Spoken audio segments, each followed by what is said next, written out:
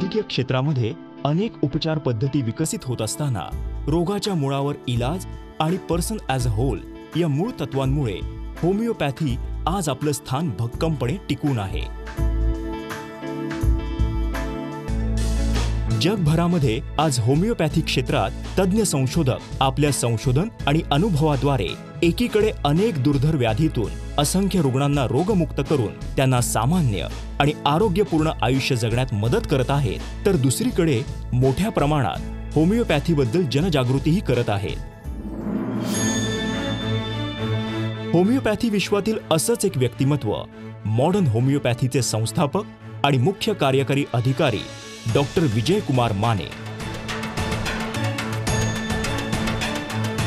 दुर्धर आजारांनी ग्रस्त रुग्णांमध्ये आत्मविश्वास निर्माण करणं, त्यांना रोगमुक्त करून एक आनंदी आणि सामान्य आयुष्य प्राप्त करून देणं हेच ध्येय बाळगून गेली 22 वर्ष अथक संशोधन आणि रुग्णांवर यशस्वी उपचार करत आहेत.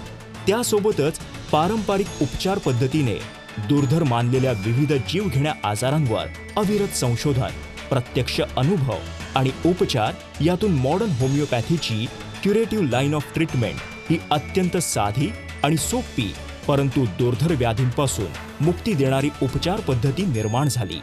Cancer, kidney failure, liver cirrhosis, मधुमेह, अस्थमा, अस्थिरोग या आणि इतर अनेक दुर्धर आजारांवरील डॉक्टर विजयकुमार माने यांचं संशोधन आणि त्या संशोधनावर आधारित औषधांची निर्मिती मॉडर्न होमिओपॅथीमध्ये होत असते. रुग्णांना सहजपणे घेता येतील अशी औषधांची किट, लिक्विड आणि ग्लोब्युल्स निर्मिली जातात आणि ती हाताळण्यासही अत्यंत सोपी असतात. नमस्कार. आरोग्याचं मॉडर्न युग या कार्यक्रमात मी धनुश्री दामले आपल्या सगळ्यांचं हार्दिक स्वागत करते. मागच्या भागामध्ये आपण IgA नेफ्रोपॅथी या किडनीच्या आजाराविषयी चर्चा केली, त्याविषयी माहिती जाणून घेतली. आजही या भागामध्ये किडनीच्याच हायपरटेन्सिव्ह नेफ्रोपॅथी या आजाराविषयी आपण बोलणार आहोत आणि त्यासाठी पुन्हा एकदा आपल्या बरोबर आहेत मॉडर्न होमिओपॅथीच्या senior consultant doctor Ashwini Patil. नमस्कार डॉक्टर, पुन्हा एकदा या कार्यक्रमामध्ये तुमचं हार्दिक स्वागत. धन्यवाद. मी जसं म्हणाले की आपण हायपरटेन्सिव्ह नेफ्रोपॅथी या विषयावर बोलणार आहोत, तर काय आहे नेमका हा आजार किंवा या आजाराबद्दल तुम्ही सविस्तर सांगाल का? हो, नक्कीच. हायपरटेन्शन जसं आपल्याला माहिती आहे, ब्लड प्रेशर. नॉर्मल माणसामध्ये ब्लड प्रेशरची व्हॅल्यूज ज्या आहेत त्या 130/90 या असतात. त्याच्याहून अधिक ब्लड प्रेशर असेल तर त्याला आपण हायपरटेन्शन म्हणतो. आणि या हायपरटेन्शनमुळे जो किडनीवर परिणाम होतो त्याला हायपरटेन्सिव्ह नेफ्रोपॅथी म्हणतात. म्हणजे जेणेकरून किडनीचं नुकसान होतं किंवा किडनी फेल्युअर होतो, त्याला हायपरटेन्सिव्ह नेफ्रोपॅथी असं म्हटलं जातं. बरं, पण मग त्याची लक्षणं कशी दिसून येतात? लक्षणं अगेन थोडं किडनीशी संबंधित अशीच आहेत. म्हणजे आपण जसं मागच्या भागात बघितलं की किडनी विकार झाल्यानंतर जी लक्षणं येतात ती साधारणतः या आजारामध्ये दिसली जातात.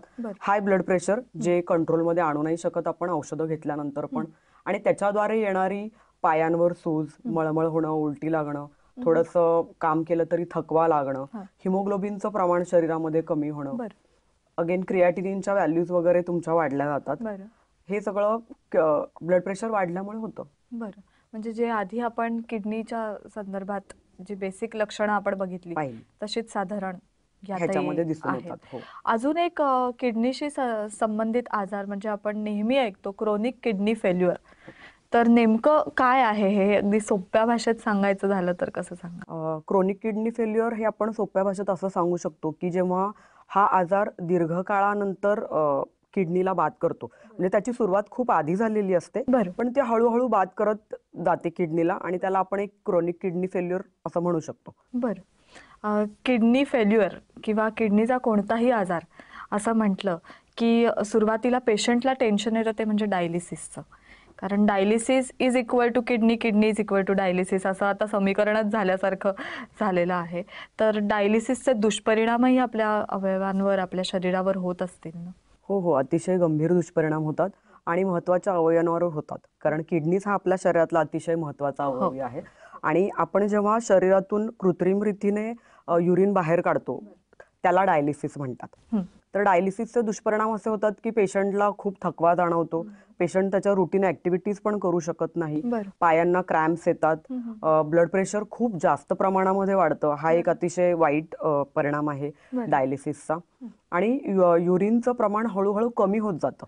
एक स्टेज अशी येते की तुम्ही तुमचं युरिन आउटपुट 0 होऊन जातं आणि पेशंटकडे प्रत्यारोपण म्हणतो आपण ज्याला, किडनी ट्रान्सप्लांट, ह्याच्याशिवाय काही पर्याय उरत नाही.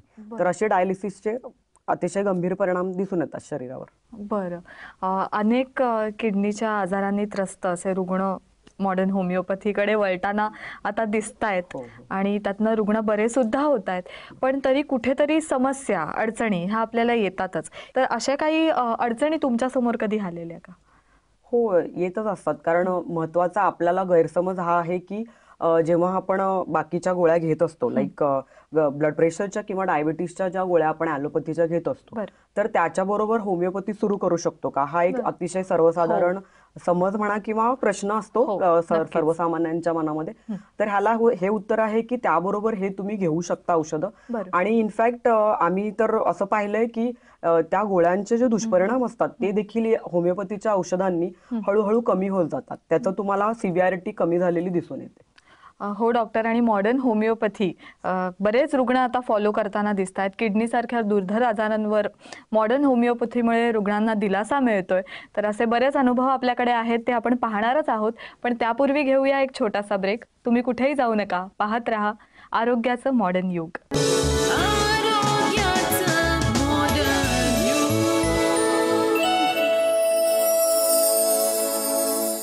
आमचा पत्ता मॉडर्न होमिओपॅथी, गीता मंदिराजवळ, रेनॉल्ड शोरूम शेजारी, कावला नाका, कोल्हापूर. समुपदेशन आणि मार्गदर्शनासाठी खालील केंद्रांवर संपर्क साधा. कोल्हापूर, दादर, कळवा, धनकवडी, पिंपरी चिंचवड, नाशिक, औरंगाबाद, नांदेड, नागपूर, सोलापूर, गोवा, मडगाव, म्हापसा.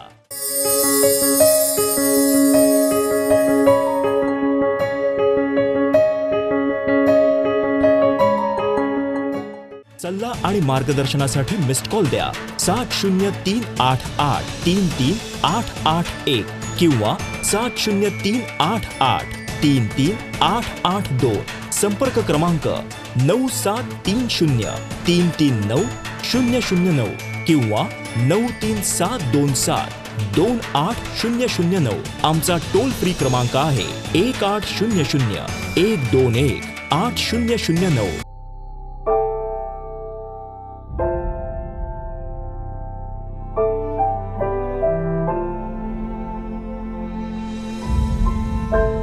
मी स्त्री आहे आणि स्त्री असते भविष्यकाळ कुटुंबाचा, समाजाचा, देशाचा. तिचं आरोग्य म्हणूनच महत्वाचं. परंतु दुर्दैवानं ब्रेस्ट कॅन्सर हा गंभीर आजार आपल्या देशातील महिलांना वेगाने गाठत आहे. त्यांचं करिअर, जीवन उद्ध्वस्त करीत आहे. आपल्या सर्वांना हे थांबवायचं आहे आणि आपण हे थांबवू शकतो मॉडर्न होमिओपॅथीच्या सहाय्यानं. Modern homeopathy, the curative line of treatment.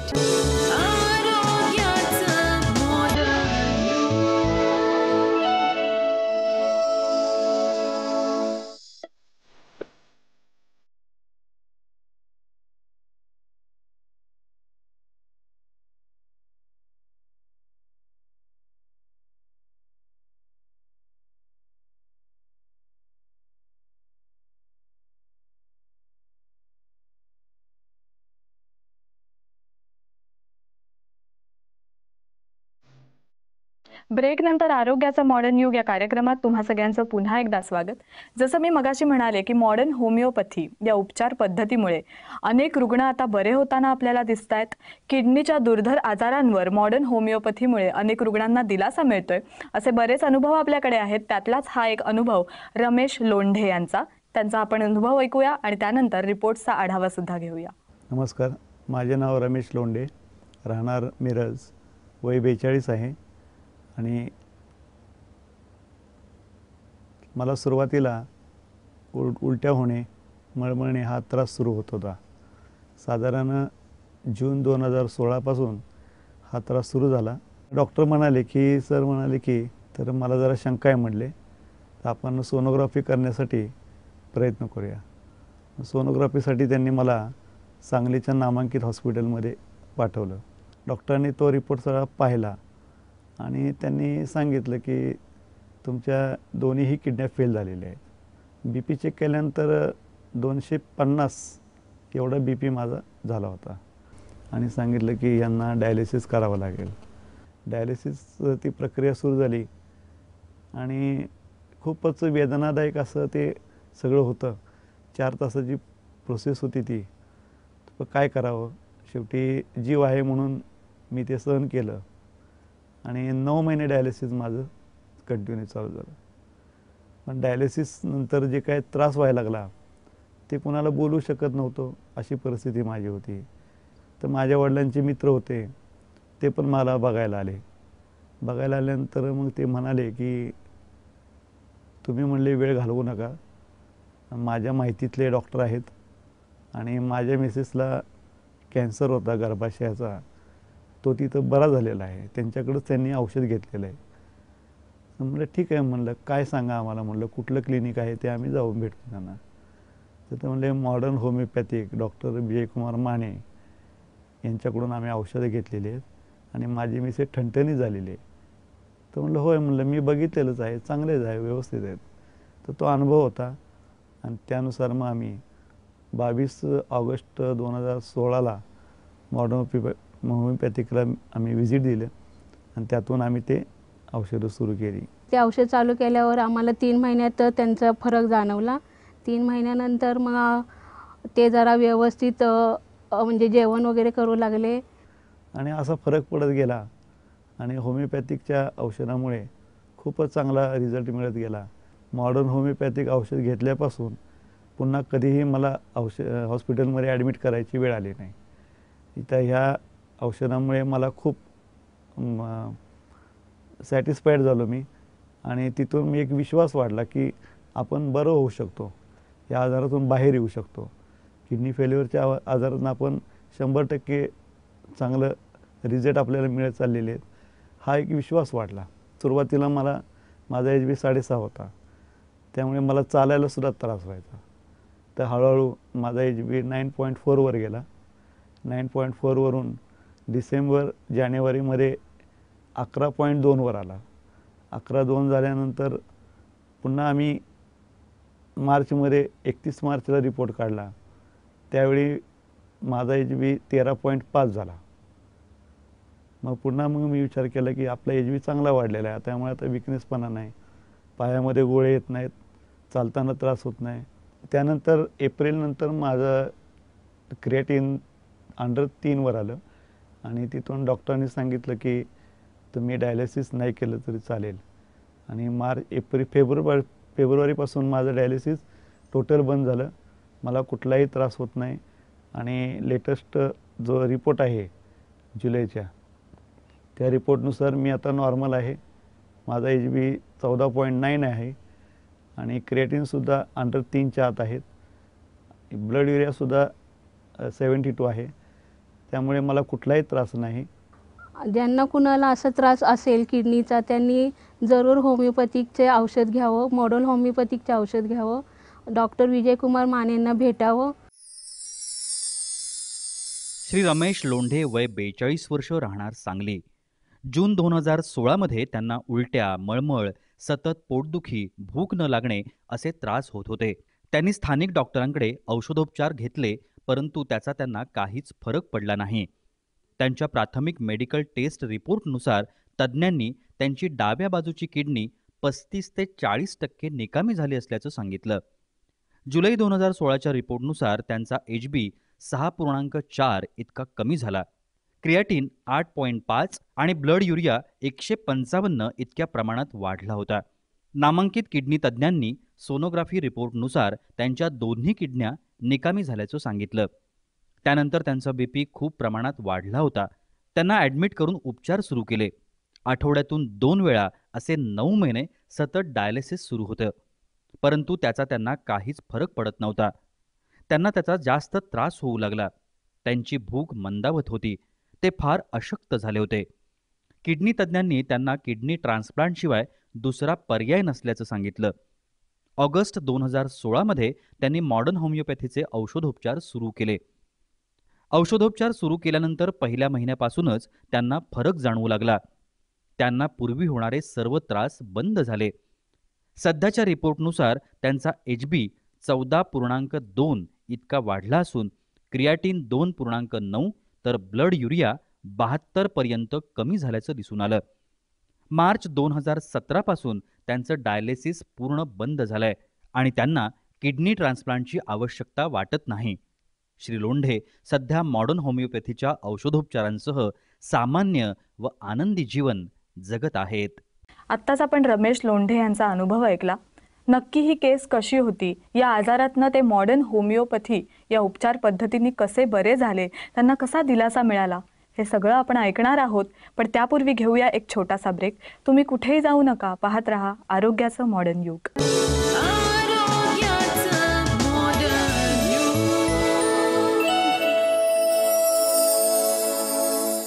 आमचा पत्ता मॉडर्न होमिओपॅथी, गीता मंदिराजवळ, रेनॉल्ड शोरूम शेजारी, कावला नाका, कोल्हापूर. समुपदेशन आणि मार्गदर्शनासाठी खालील केंद्रांवर संपर्क साधा. कोल्हापूर, दादर, कळवा, धनकवडी, पिंपरी चिंचवड, नाशिक, औरंगाबाद, नांदेड, नागपूर, सोलापूर, गोवा, मडगाव, म्हापसा.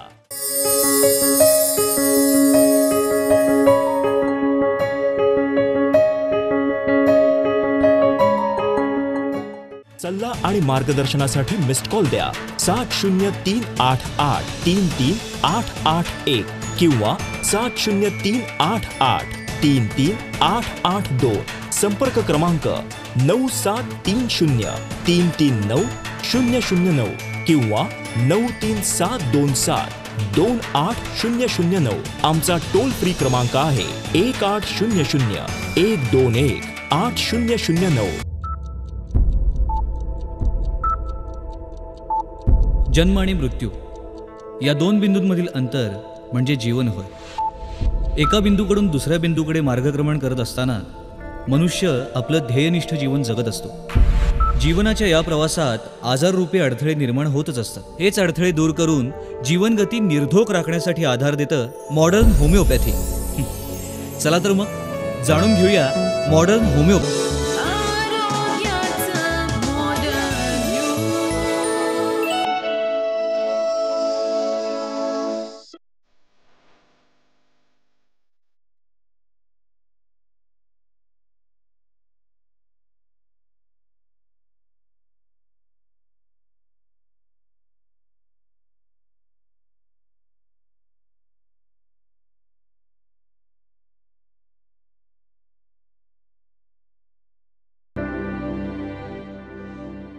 ब्रेक नंतर आरोग्याचं मॉडर्न युग या कार्यक्रमात तुम्हा सगळ्यांचं पुन्हा एकदा स्वागत.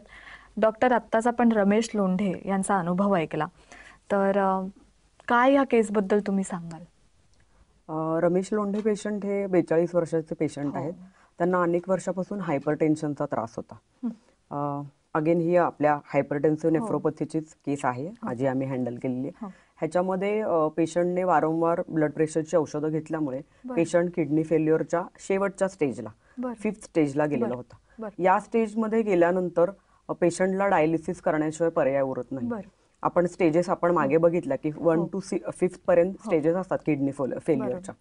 तर ज्याच्यामध्ये 5th स्टेजमध्ये गेल्यानंतर डायलिसिस करणं हे भाग पडतं, कारण तेव्हा पूर्ण किडनी फेल्युअरची सिम्पटम्स डेव्हलप होतात.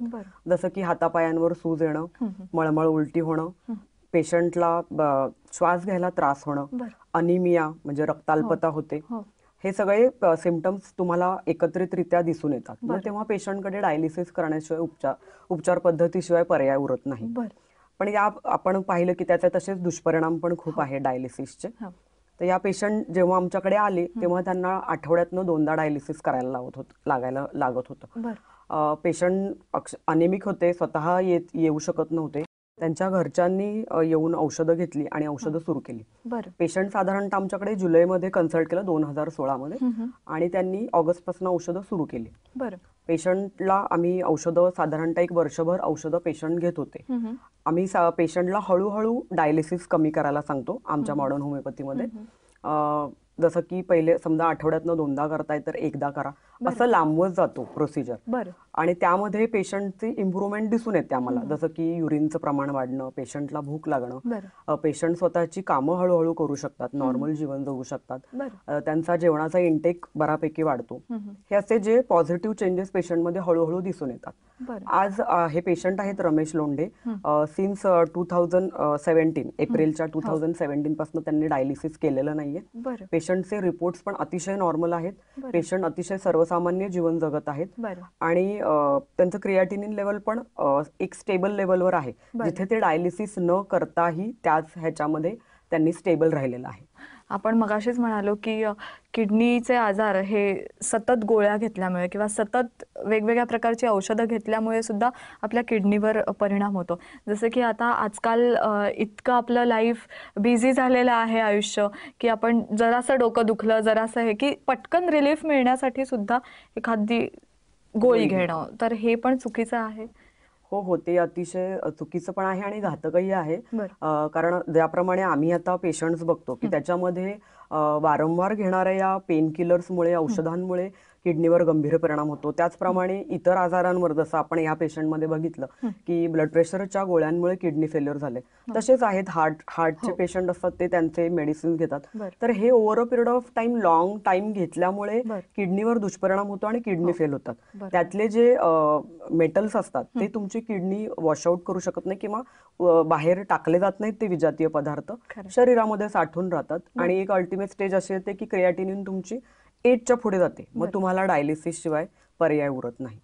तर हे पण आपण काळजी घेणं जरुरीचं आहे की आपण या गोळ्यांना किती कमीत कमी त्याचा वापर करणं, म्हणजे अगदी छोट्याशा आजारांवर आपण गोळ्या न घेतलेल्याच बऱ्या. खरंय. आपण आता हायपरटेन्सिव्ह नेफ्रोपॅथी या विषयावर बोलतोय, तर प्रचलित उपचार पद्धतीमध्ये याच्यावर कसे उपचार आहेत आणि त्या उपचारांचा कुठेतरी शरीरावर दुष्परिणाम होताना दिसतोय का? हो, प्रचलित उपचार पद्धतीमध्ये त्यांच्याकडे जे उपचार आहेत त्याच्यामध्ये डायलिसिस आहे आणि किडनी प्रत्यारोपण म्हणजे किडनी ट्रान्सप्लांट, हे 2 पर्याय आहेत. डायलिसिस ज्याप्रमाणे आपण म्हटलं की ते खूपच पेनफुल आहे आणि खर्चिक देखील आहे. पेशंटला सतत हॉस्पिटलाइज व्हावं लागतं, त्याच प्रमाणात खर्च पण होतो आणि पेशंटला रिलीफ मिळत नाही. हे एक दुसरं आहे. इकॉनॉमिकल बर्डन तर येतच, पण आपल्याला त्याच्यामध्ये पॉझिटिव्ह काही मिळतही नाही. तर हे डायलिसिसचे दुष्परिणाम आणि शरीरावर होतात ते वेगळेच, आणि पेशंटला अल्टिमेटली किडनी ट्रान्सप्लांटकडे जावं लागतं. तर ह्याच्या आमच्या होमिओपॅथीचे जेव्हा तुम्ही उपचार पद्धती घेता तेव्हा हे ओपीडी बेसिस आहे. पेशंटला वारंवार हॉस्पिटलाइज व्हावं लागत नाही आणि आपण लांबू पण शकतो डायलिसिस, कमीही पण करू शकतो. आणि आम्ही अशा केसेस आता आपण या बघितला की रमेश लोंढे पेशंट आहेत ज्यांच्यामध्ये त्यांचे रिपोर्ट्स देखील नॉर्मल आलेले आहेत. एवढी म्हणजे प्रभावी उपचार पद्धती आहे की सर्वसामान्यांनी त्याचा फायदा घेतला तर चांगली गोष्ट आहे.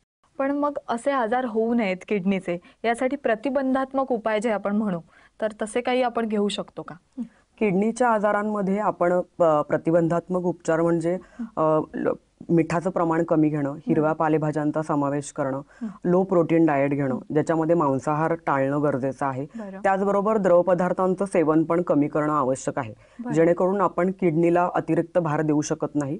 किडनी जास्त वेळ फंक्शनिंग करण्यासाठी कमी पाणी घेणं गरजेचं आहे. खरंच खूप उपयुक्त अशी माहिती दिलीत डॉक्टर. खरं तर ही माहिती सगळ्यांनाच असणं खूप गरजेचं आहे, पण आपण बऱ्याच वेळेला दुर्लक्ष करतो अशा छोट्या छोट्या गोष्टींकडे, आणि मग एखादा मोठासा आजार उद्भवला की आपल्या सगळ्यांना टेन्शन येतं. तुम्ही इथे आलात, या विषयावर आमच्याशी चर्चा केलीत, त्याबद्दल तुमचे खूप खूप आभार. धन्यवाद. या विषयासह आपण या भागात इथेच थांबतोय. पुन्हा भेटूया आरोग्याचं मॉडर्न युगच्या पुढील भागात. तोपर्यंत नमस्कार. आमचा पत्ता मॉडर्न होमिओपॅथी, गीता मंदिराजवळ, रेनॉल्ड शोरूम शेजारी, कावला नाका, कोल्हापूर. समुपदेशन आणि मार्गदर्शनासाठी खालील केंद्रांवर संपर्क साधा. कोल्हापूर, दादर, कळवा, धनकवडी, पिंपरी चिंचवड, नाशिक, औरंगाबाद, नांदेड, नागपूर, सोलापूर, गोवा, मडगाव, म्हापसा. सल्ला आणि मार्गदर्शनासाठी मिस्ड कॉल द्या 7038833881 किंवा 7038833882. संपर्क क्रमांक 9730339009 किंवा 93727 28009. आमचा टोल फ्री क्रमांक आहे 1800-121-8009. Website www.modernhomeopathy.co.in. आमचा ईमेल आयडी आहे info@modernhomeopathy.co.in. modern homeopathy 8009@gmail.com.